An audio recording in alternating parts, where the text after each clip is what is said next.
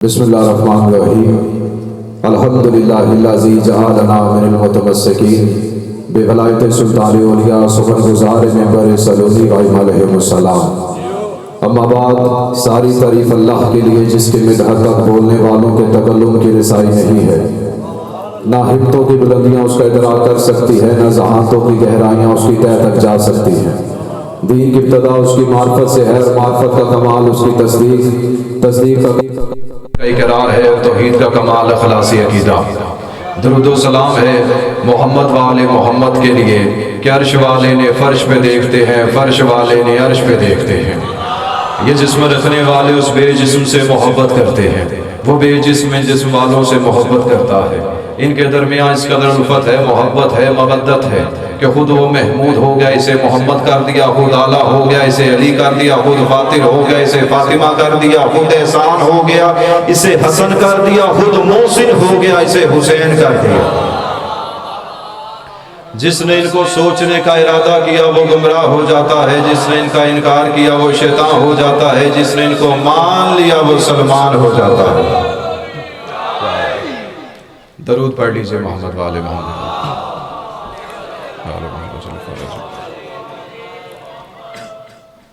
دعا ہے کہ آپ سب کا یہاں پہ چل کے آ جانا، اللہ اپنی بارگاہ میں قبول و منظور فرمائے۔ یقیناً ہر بندہ اس بات سے آشنا ہے، آج ہم یہاں پہ اکٹھے ہوئے ہیں تو حیدر کرار کی خوشی کے لیے۔ تو جب علی بن ابی طالب علیہ السلام کا ذکر ہو، آپ داد دیں نہ دیں، فرق اس بات کا نہیں ہے۔ یاد رکھیے گا، ذکر علی ہو تو چہروں پہ خوشی ہونی چاہیے۔ بہت شکریہ، اللہ آپ کو سلامت رکھے۔ ایک لمحہ میں نے آپ کا ضائع نہیں کرنا، کافی حضرات پڑھنے والے ہیں، آپ کے ادراک، آپ کے فہم، آپ کے تصور سے پہلے میں نے چھوڑ دیا۔ سورہ طلاق میں ارشاد خدا بندی ہے، وہ وحدہ لا شریک فرما رہا ہے، قد انزل اللہ الیکم ذکرا رسولا، بے شک اللہ نے تمہاری طرف رسول کو ذکر بنا کر نازل کیا۔ بہت شکریہ جو بندے آیت پہ بول پڑے۔ بے شک اللہ نے تمہاری طرف رسول کو ذکر بنا کر نازل کیا، پیدا نہیں کیا۔ کیا کہنے بھئی، اللہ آپ کو سلامت رکھے۔ بہت شکریہ، علی شاہ جی تو جو فرمائیے گا، رسول کو ذکر بنا کر نازل کیا۔ اچھا یاد رکھے گا، نازل وہ ہوتا ہے جو پہلے موجود ہو۔ کیا کہنے میں، بہت شکریہ۔ نازل کون ہوتا ہے؟ جو پہلے موجود ہو۔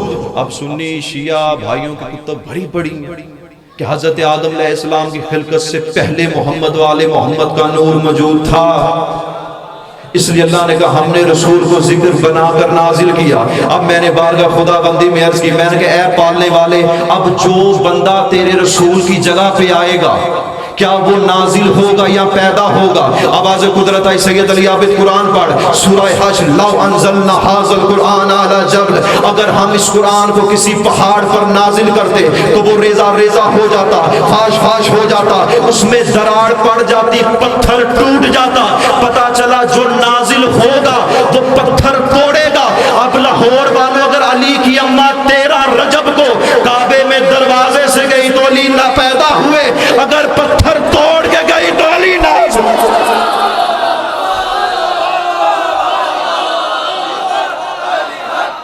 علی حق۔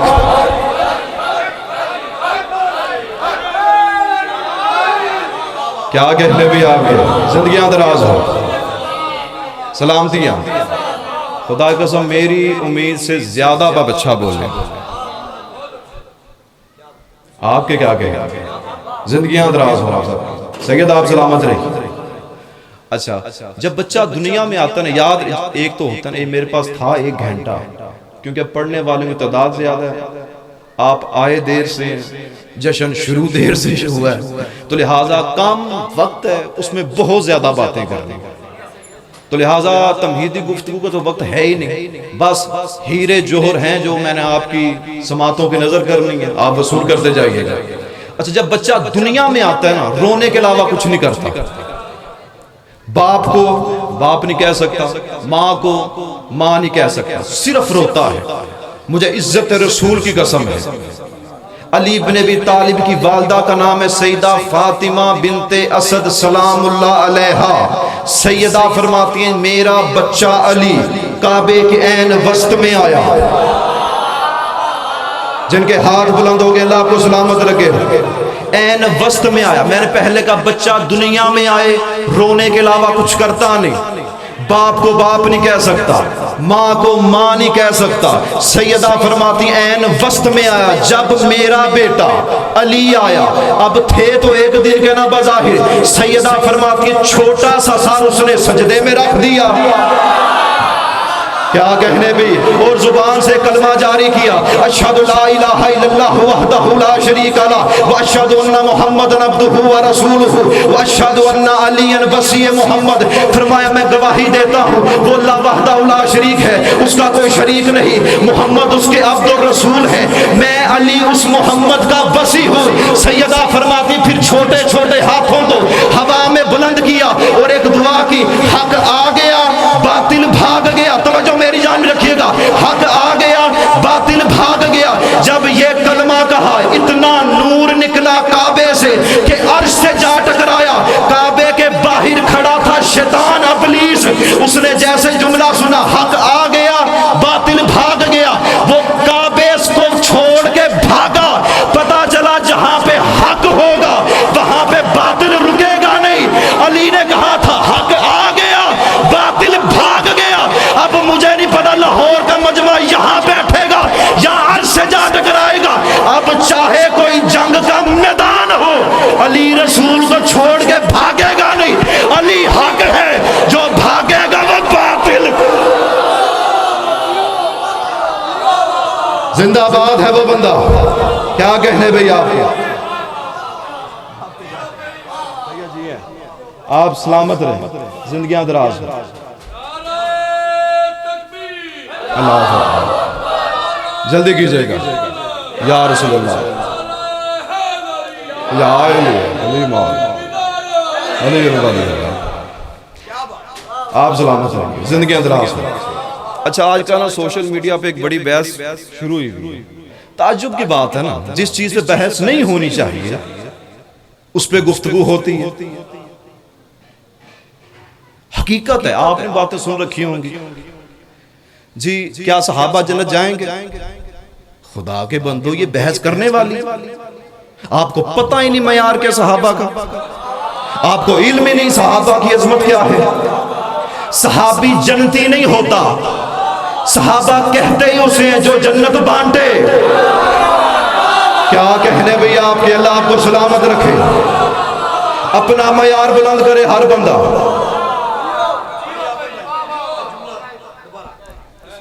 اللہ سلامت رکھے۔ اچھا حضور صحابہ کون ہے جو جنت بانٹے؟ اچھا میں ایک دکان پہ گیا، دکان پہ جا کے میں دیکھا کہ اس پہ ایک تحریر لکھی، ہر صحابی نبی جنتی جنتی۔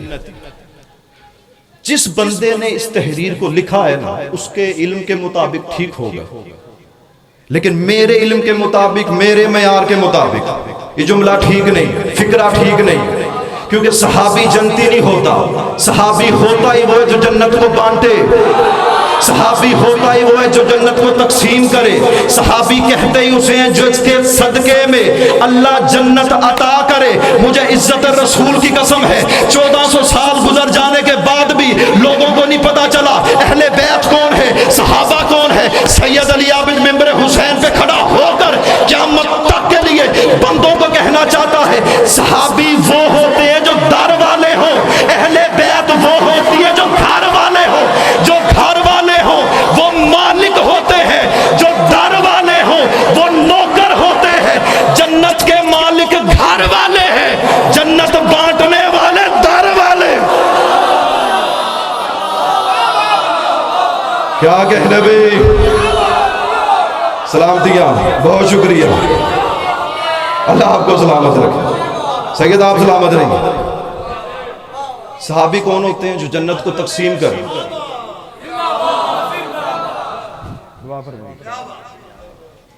بحث ہی نہیں، آپ اپنے باپ پہ بحث کیجئے، اپنے خاندان پہ بحث، جنت جانا ہے کہ نہیں جانا؟ صحابہ پہ یار حد ہو گئی. یہ جملہ لکھنا چاہیے. کبھی آپ نے سنا کہ حسن جنتی، امام حسین جنتی؟ نہیں، جانتے ہیں جنت کے مالک ہیں. اور یاد رکھے گا، مالک جسے چاہے اجازت دے دے تو جنت بانٹ. صحابہ جنت بانٹنے والے ہوتے جن کے صدقے میں لوگوں نے جنت میں جانا. اچھا اپنے موضوع جانے واپس آئے. اچھا بندے خدا کی قسم اتنے پڑھا لکھا دور ہے، سوشل میڈیا کا دور ہے. اب تو کتاب نہ بھی کھولے نا، آپ سوشل میڈیا پہ کوئی بھی چیز لکھیں سامنے آ جاتی ہے. بندے پھر بھی بحث کرتے. اور حیرت کی بات یہ ہے کہ علی بن ابی طالب سے اللہ جانے کیا دشمنی ہے بندوں کی، ہے کہ نہیں ہے؟ بغض رکھتے ہیں نا. لیکن مجھے عزت رسول کی قسم ہے، خدائے واحد کی قسم ہے، خدائے حسین کی قسم ہے، بندے کا تعلق چاہے کسی بھی فرقے سے ہو، وہ علی کی ولایت اور محبت کو مانے یا نہ مانے، سجدہ اسی مکان کو کرتا ہے جہاں پہ علی کی آمد ہوئی. کیا کہنا ہے ملک صاحب، آپ سلامت رہیں. اچھا جب کعبے میں علی بن ابی طالب علیہ السلام آ گئے، اب روایات کے مطابق 2 دن 3 دن بعد اللہ کے رسول حضرت محمد مصطفیٰ صلی اللہ علیہ وآلہ وسلم تشریف لائے. اچھا جیسے کعبے کے پاس آئے، وہ جتنے کافر تھے، مشرک تھے عرب کے بڑے بڑے، انہوں نے سن رکھا تھا کہ ابو طالب کی زوجہ کعبے کے اندر گئی. اب معاملہ کیا؟ ہجوم کافروں کا. رسول کعبے کے اندر گئے، سینے سے لگایا علی بن ابی طالب کو، آگے آگے چلے رسول، پیچھے ابو طالب، ابو طالب سے پیچھے حضرت سیدہ بنت اسد سلام اللہ علیہ. اب چلنے کا ارادہ. اب جو عرب کے بڑے کافر تھے نا، مشرک تھے، جو سردار تھے، انہوں نے دیکھا چھوٹا سا بچہ لے کر کعبے سے باہر آ رہے. جو بڑا مشرک تھا اس نے پکار کے کہا، ابو طالب کیا تو مکہ کا قانون بھول گیا کہ جب کوئی بچہ مکہ میں ہوتا ہے، اس پہاڑ کے قریب سبز رنگ کا پتھر پڑا ہے، اس بچے کو اس پہ لٹایا جاتا ہے، ایک سانپ آتا ہے، اگر تو بچے کو پہنچائے نقصان تو ہم سمجھ آتے ہیں بچہ حلالی نہیں، ہماری بیویوں نے ہمارے ساتھ خطا کی ہے. آج تیرے ہاں بچہ ہوا، اسے چھپا کے لے کے جا رہے. اچھا اللہ کے رسول نے کلام نے کیا، فرمایا چچا ابو طالب علی کو لیجیے. سرکار نے تھاما بیٹے کو، سینے سے لگایا، چلتے اس پتھر کے قریب آئے. بیٹھ جائیے بسم اللہ. جیسے پتھر کے قریب آئے، حضرت ابو طالب علیہ السلام نے اپنے بیٹے کو پتھر پہ لٹایا. سانپ آیا، تھن کھولا، حیدر کرار نے چھوٹی چھوٹی انگشت کو بڑھایا، جبڑے میں رکھ کے چیرنا شروع کیا. نہ ابو طالب پریشان ہوئے، نہ حضرت فاطمہ بنت اسد حیران ہوئی، نہ اللہ کے رسول حیران ہوئے. جیسے ہی ابو طالب کے بیٹے نے سانپ کو چیرا، ابو طالب نے اپنے بیٹے کو اٹھایا، جا کے رسول کے ہاتھوں پہ رکھا. پیچھے سے بڑے کافر و مشرک پکار اٹھے. اس نے کہا ابو طالب ہمارے پاس صرف ایک معیار تھا، ایک پیمانہ تھا کہ یہ سانپ ہمارا بچہ حلالی ہے یا نہیں، ہماری بیویوں نے ہمارے ساتھ خطا کی ہے یا نہیں. اس سانپ کو تیرے بچے نے چیر کے رکھ دیا. اب ہمیں کیسے پتا چلے گا جو بچہ ہمارے گھر میں پیدا ہو رہا ہے وہ حلالی ہے یا حرامی ہے؟ مصطفیٰ نے پلٹ کے کہا چچا ابو طالب ان سے کہہ دیجئے اب قیامت تک کے لیے حلالی اور حرامی کا جو پیمانہ ہے وہ یہی بچہ علی ہے.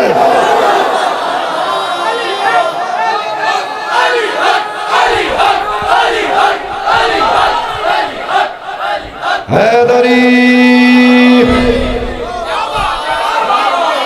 آپ کی کیا کہہ رہے ہیں؟ بہت شکریہ، زندگی دراز ہو، سلامت رہے. اچھا سرکار نے دعویٰ کیا سلونی قبل ان تفقدون کیا. اچھا آج کے دور کے لوگ ہوتے پڑھے لکھے، سائنس کا دور ہے تو لوگ سوال کرتے ستارے کتنے ہیں، کہکشاؤں میں کیا ہے؟ وہ جیسا دور تھا ویسے لوگ. وہ کسی نے کہا جی سرکار یہ بتائیے میرے سر کے بال کتنے ہیں. کسی نے کہا جی یہ بتائیے جی میری جیب میں کیا ہے. سوال بھی ویسے. اچھا ایک بندہ بدبخت کھڑا ہوا, اس نے کہا سرکار یہ بتائیے آج میں کیا کھاؤں گا. کیا سوال کیا؟ توجہ میری جانب رکھیے. آج میں, وہ کھانے والے تھے. اچھا پوچھا کس سے؟ علی بن ابی طالب علیہ السلام. کیا پوچھا کہ آج میں کیا کھاؤں گا. ایک مرتبہ درود پڑھ لیجئے محمد والے محمد.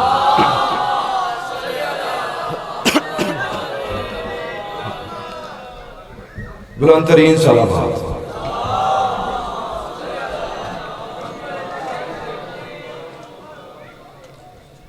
ذہبت محسوس نہ کرے تو ایک مرتبہ پھر بلند ترین صلوات.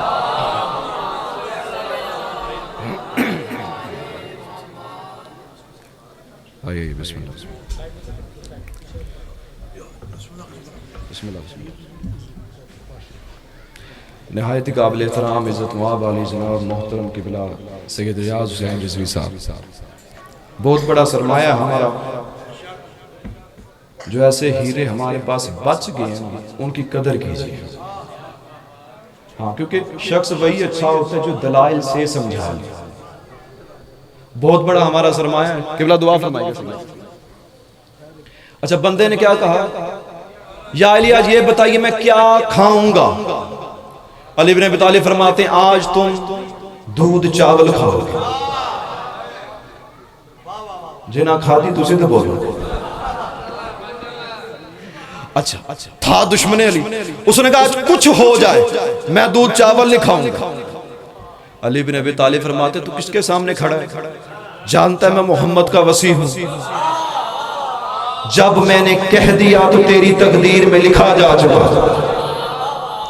کہتا ہے یا علی کچھ ہو جائے میں نہیں کھاؤں.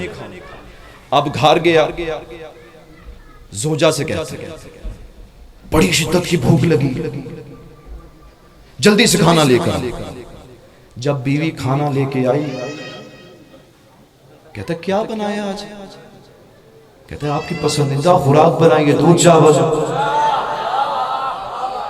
کہتا ہے یہ نہیں کھاؤں گا. اس نے کہا حضور پہلے تو آپ میرے سرتاج کھاتے ہیں بڑے شوق سے, آج کیا ہوا؟ اس نے کہا لیکن آج نہیں کھاؤں گا, کوئی اور چیز ہے تو بتا. اس نے کہا کوئی چیز نہیں. اس نے کسی ہمسائے سے جا کے لے. اچھا پہلے زمانے میں ہوا کرتا تھا نا, ہم بھی چھوٹے تھے بچپن میں, تو اگر گھر میں کوئی سالن سبزی بنی ہے بچہ نہ کھائے تو ماں کسی برتن میں سالن ڈال کے ہمسائے کے گھر لے کے جاتی کہ یہ تم رکھ لو, اس کے بدلے میں جو آپ نے بنایا ہمیں دے دیجیے. اس نے دودھ چاول ڈالے برتن میں, ہمسائے کے گھر. کافی دیر گزر گئی, واپس آئے. وہ کہتا ہے کہ خدا کی بندی ہمسائے کے گھر گئی تھی, اتنی دیر لگا کے آ گئی. اس نے کہا سرتاج میرے آقا غلطی میری نہیں, پتہ نہیں وجہ کیا ہے, آج میں جس گھر میں گئی ہوں دودھ چاول ہی بنے. بہت شکریہ, اللہ آپ کو سلامت رکھے. علی نے کہہ دیا تقدیر میں لکھا جا چکا. اچھا اب گھر سے نکلا, جیسے پرانے زمانے جو شہر ہوتے اس کے دروازے ہوا کرتے تھے, وہاں پہ ایک مہمان سرا بھی ہوا کرتے تھے. وہاں پہ جیسے آپ کے ریسٹورنٹ ہوتے ہیں, ہوٹل ہوتے ہیں, کھانے پینے کا نظام اس طرح, وہاں پہ چھوٹے چھوٹے کھانا پینا سب کچھ مل جاتا تھا. یہ کہتا میں اپنے شہر کے چوک کے بازار میں گیا, جا کے ابھی بیٹھا تھا, میں نے کہا کچھ کھانے کو چیز ہے؟ اس نے کہا سب کچھ ختم ہو گیا. اس نے کوئی تو چیز ہوگی. کہتا ہے ہاں ایک چیز بچ گئی ہے, دودھ چاول.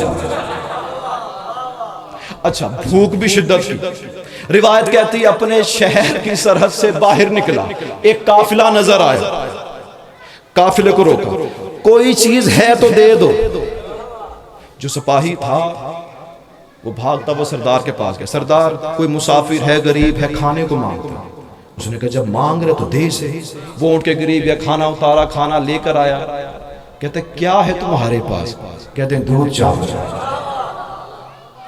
کہتا دودھ چاول نہیں کھاؤں گا، اس کے علاوہ اگر کوئی اور چیز ہے تو مجھے دی جائے، چاہے ایک کھجور کا ٹکڑا ہی کیوں نہ ہو جائے۔ کہتا ہے کہ جو بھی ہے مجھے اس کے علاوہ چاہیے۔ جو سردار تھا اس نے کہا ہمارے پاس اس کے علاوہ اور کوئی چیز ہے نہیں۔ کہتا ہے پھر میں نے دودھ چاول نہیں کھائے۔ وہ سردار کہتا ہے یہ ہماری توہین ہے کہ تو ہم سے مانگے اور پھر کھائے نہ۔ سپاہیوں سے کہتا ہے اگر نہیں کھاتا تو مار مار کے کھلاؤ۔ سپاہیوں نے مارا پھر دودھ چاول کھلائے۔ روایت کہتی جیسے ہی شہر میں داخل ہوا سامنے سے ابو طالب کا بیٹا علی آ رہا تھا۔ علی فرماتے کیا کھا کے آ رہا ہے؟ کہتا ہے یا علی کھانا کھایا، دودھ چاول نہیں کھائے۔ علی فرماتے بدبخت ابھی بھی سچ نہیں بولتا، اگر میرے کہنے پہ دودھ چاول کھا لیتا تو تجھے مار نہ کھانی پڑتی۔